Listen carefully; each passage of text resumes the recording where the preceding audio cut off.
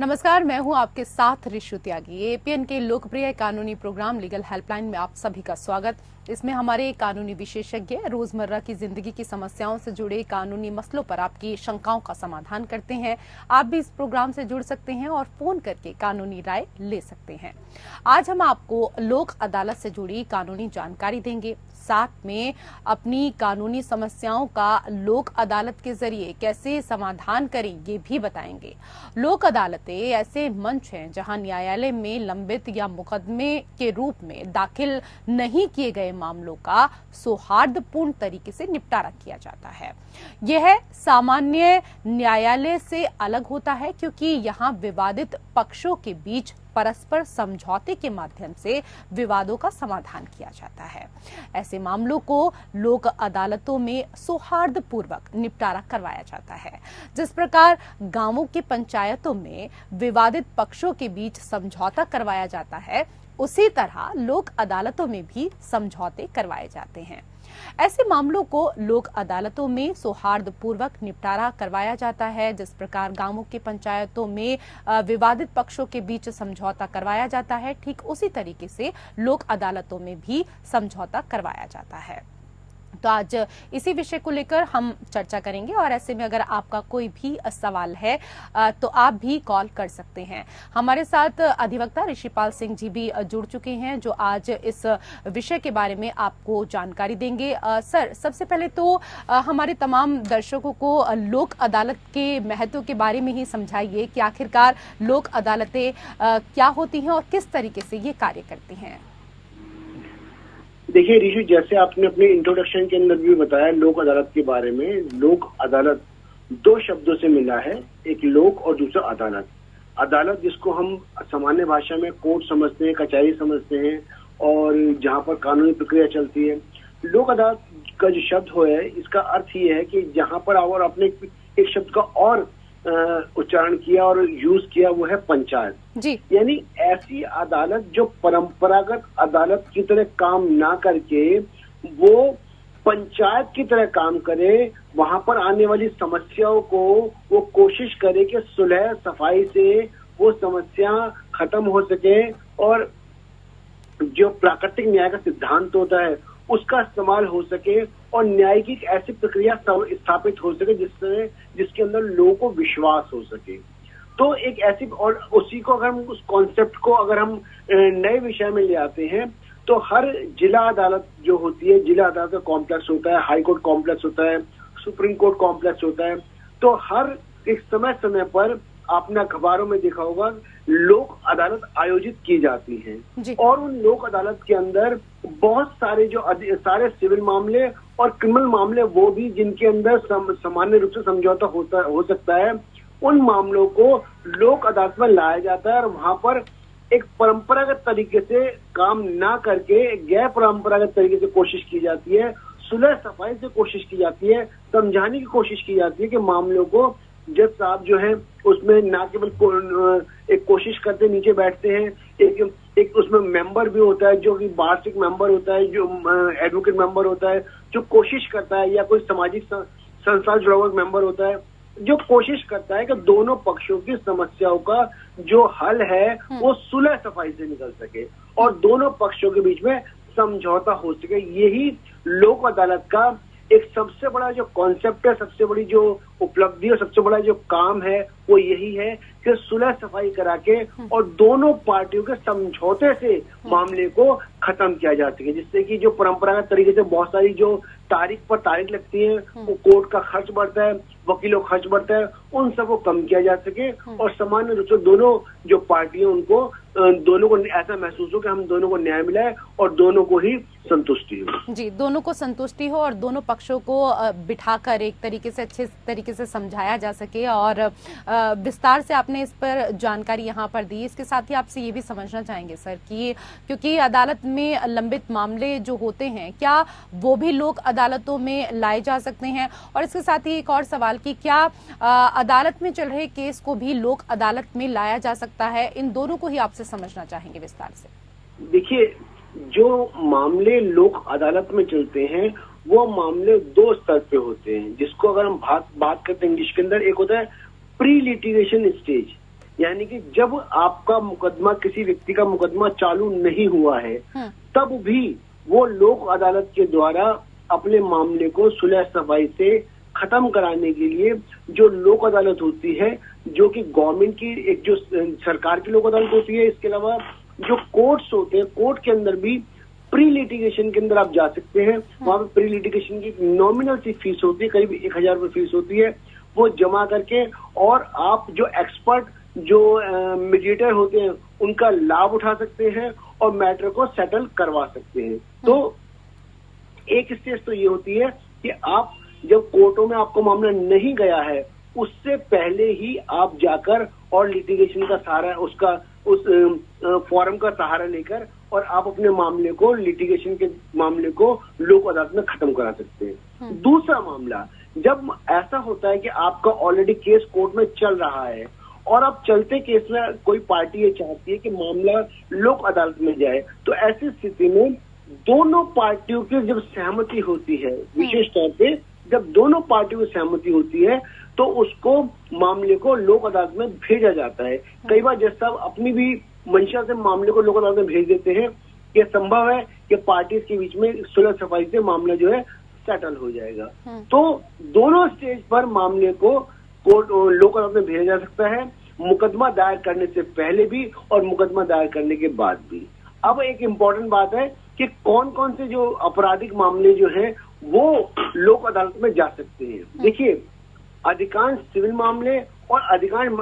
जो आपराधिक मामले जिन पर स्पेसिफिक हमारे कानून के अंदर कुछ मामलों में लिखा गया है कि इन मामलों के अंदर समझौता नहीं हो सकता, यानी कानून में कुछ मामलों को, जैसे मान लीजिए छोटी मोटी मारपीट होती है या चीटिंग का मुकदमा होता है या और कोई मिसचिफ का मुकदमा होता है, उन मुकदमों में समझौता हो सकता है, पार्टी समझौता कर सकती है, लोक अदालत के अंदर जाके समझौता कर सकती है। लेकिन जिसके अंदर प्रिस्क्राइब्ड रूप से लॉ ने जो पार्टी का आपसी समझौते को मना कर रखा कि नहीं, आपका समझौते इसमें का कोई मान्य नहीं है, इसमें मुकदमा चलेगा, तो ऐसी स्थिति को छोड़कर बाकी मामलों को लोक अदालत के अंदर लाया जा सकता है। सारे के सारे सिविल मामले, अधिकांश क्रिमिनल मामले, वो मामले जिनमें स्पेसिफिक बार नहीं है। अगर हम बात करते हैं कि कौन से मामले, तो सामान्य रूप से जो मजिस्ट्रेट ट्रायल होते हैं, सेशन ट्रायल मसले नहीं जाते। सेशन ट्रायल के अंदर स्पेशल जो जज की, जैसे मान लीजिए इलेक्ट्रिसिटी चोरी का, बिजली चोरी के मुकदमे जो होते हैं वो लोक अदालत में चले जाते हैं। हालांकि वो मैटर जो है एक सेशन जज अधिकारी देखता है। ऐसे और कुछ मामले भी हैं। तो इसके अलावा जो मजिस्ट्रेट ट्रायल के मसले होते हैं, जो अधिकांश में सजा 3 साल की होती है, यानी कि और उनमें सजा कम होती है, तो ऐसे मामलों को लोक अदालत में ले जाया जा सकता है और वो मामले वहां पर सेटल किए जा सकते हैं। जी सर, आपसे ये भी समझना चाहेंगे कि लोक अदालत में जो केस लाए जाते हैं उनका प्रोसेस क्या कुछ होता है, क्या कुछ प्रक्रिया होती है? हालांकि कई चीजें आप बता भी चुके हैं।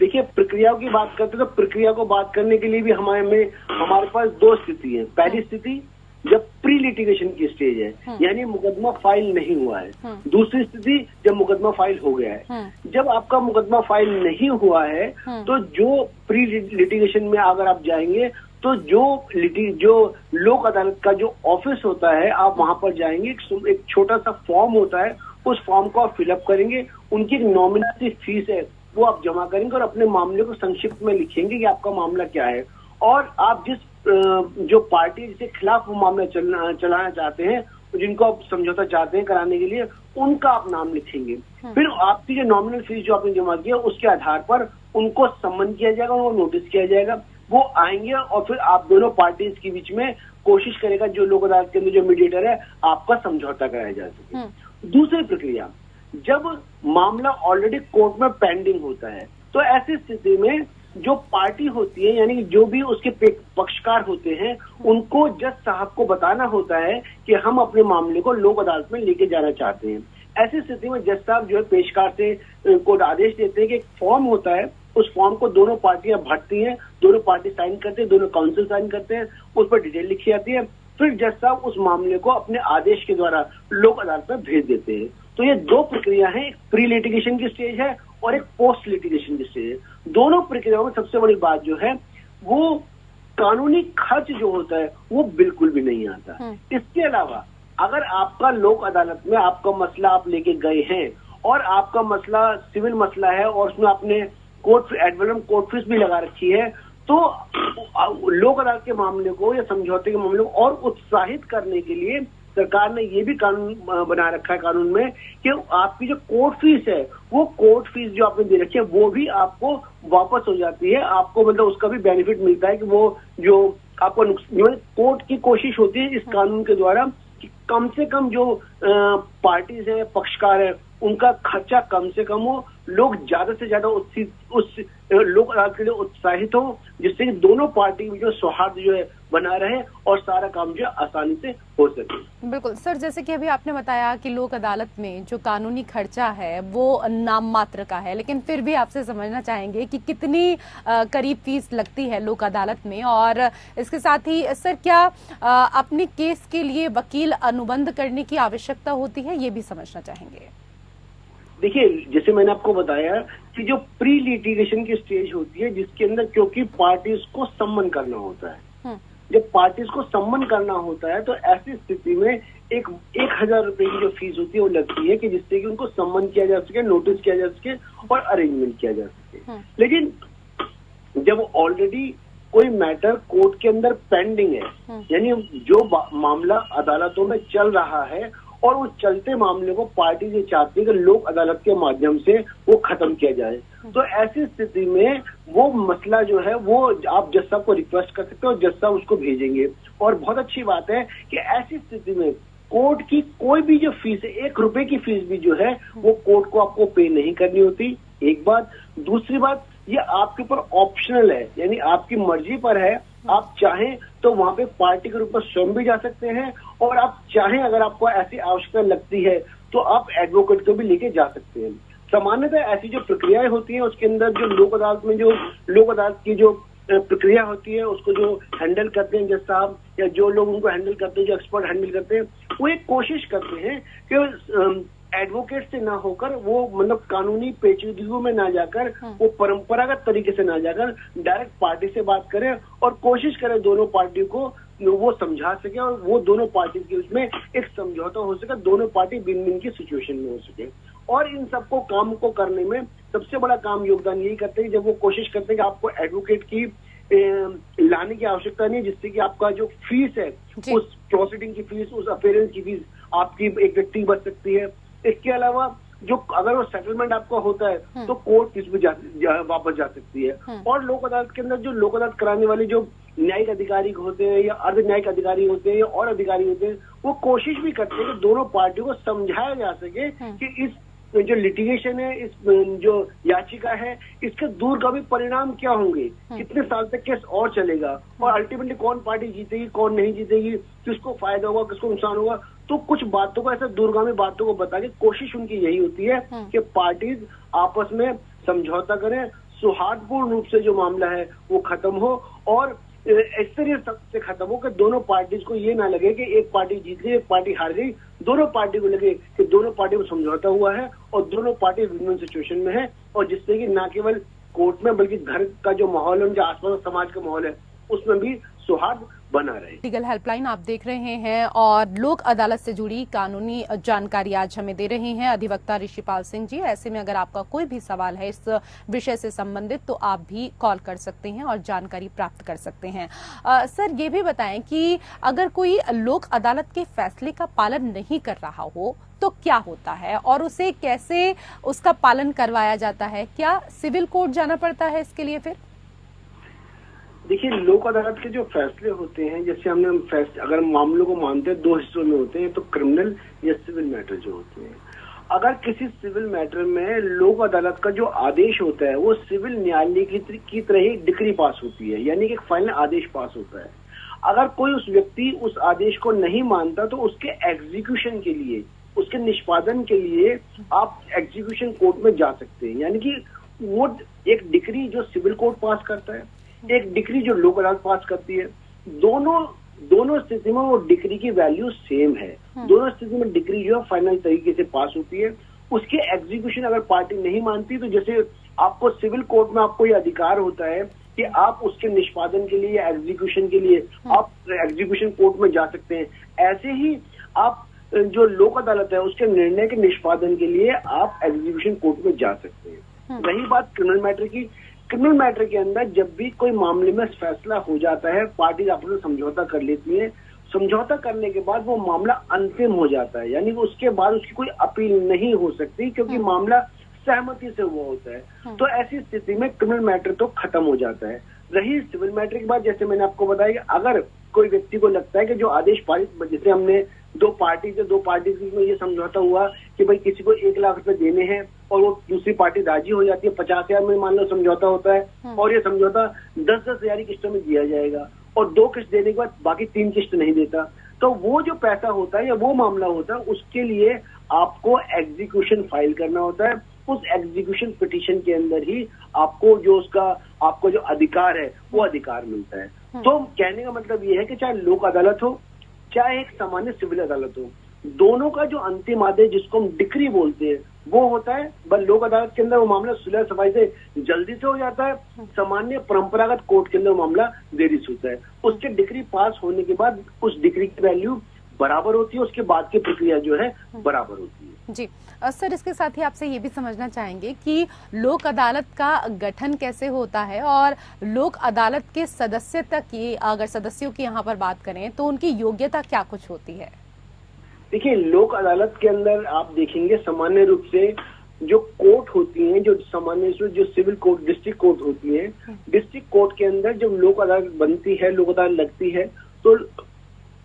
लोक अदालत में एक तो न्यायिक अधिकारी होता है और इसके अलावा एक और सदस्य जो है वो लिया जाता है जो समाज से, ऐसा व्यक्ति जिसको कानून की जानकारी हो या उस विषय की जानकारी हो, या सामान्य बहुत बार ये होता है कि जो बार से यानी कि एडवोकेट से भी एक सदस्य को लिया जा सकता है और वो एक सदस्य और न्यायिक अधिकारी दोनों मिलकर मामले को कोशिश करते हैं कि मामला आपस में जो है खत्म हो जाए या सेटल हो जाए। तो दोनों स्थिति में हम योग्यता की बात करते हैं तो पहली योग्यता तो ये है कि कम से कम 10 वर्ष का एक अनुभव होना चाहिए व्यक्ति को और कानूनी अनुभव होना चाहिए। अगर वो न्यायिक अधिकारी फिर तो कोई दिक्कत वाली बात है ही नहीं। अगर गैर न्यायिक अधिकारी है तो उसको सामान्य रूप से कानूनी प्रक्रियाओं का अनुभव होना चाहिए, या जैसे मान लीजिए हम बात करते हैं इलेक्ट्रिसिटी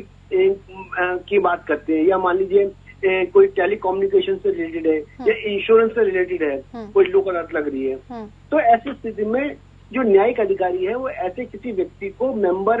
बना सकता है, अपने साथ जोड़ सकता है जिसको उस विषय की बहुत ही गहन जानकारी हो और जिससे कि वो उस मामले को जो उस मामले को अगर निपटाना होता है या उनको समझौता कराना होता है, सफल कराना होता है, तो उस मामले वो व्यक्ति अपनी जो योग्यता है उन योग्यता को इस्तेमाल कर सके और जो मामले हैं उनको सरलता से हल किया जा सके। ये सारी उनकी योग्यता होती है। सामान्य योग्यता में एडवोकेट्स को भी शामिल किया जाता है। जी, ये तो सर यहाँ पर योग्यता को लेकर बात हुई। सर, लोक अदालत के फैसले के खिलाफ अपील कैसे की जाती है ये भी आपसे समझना चाहेंगे। देखिए, जैसे मैंने आपको पहले बताया कि लोक अदालत के जो फैसले वो एक सामान्य जो सामान्य अदालत होती है उसके फैसले के समान ही वो शक्ति रखते हैं, लेकिन उसके अलावा एक शक्ति उसमें और ज्यादा इस प्रकार से होती है क्योंकि लोक अदालत में जो सिविल मैटर होते हैं वो सुलह सफाई से होते हैं,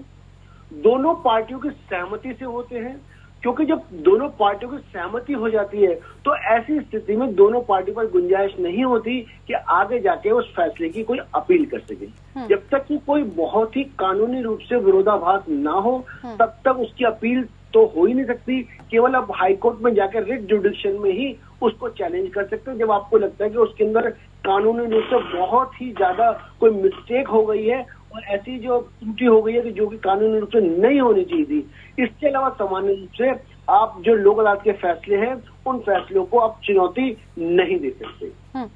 सर, आप प्रारंभ से ही बता रहे हैं कि लोक अदालत सरलता से मुद्दों को लगातार सुलझाती है और ऐसे तमाम प्रयास लोक अदालतों की तरफ से किए जाते हैं, लेकिन आपसे ये भी समझना चाहेंगे कि क्या लोक अदालत सजा भी सुना सकती है? देखिए, सामान्य रूप से जैसे मैंने आपको बताया कि लोक अदालत के पास शक्तियां सजा सुनाने की नहीं होती। सामान्यतः लोक अदालत के पास जो मसले जाते हैं वो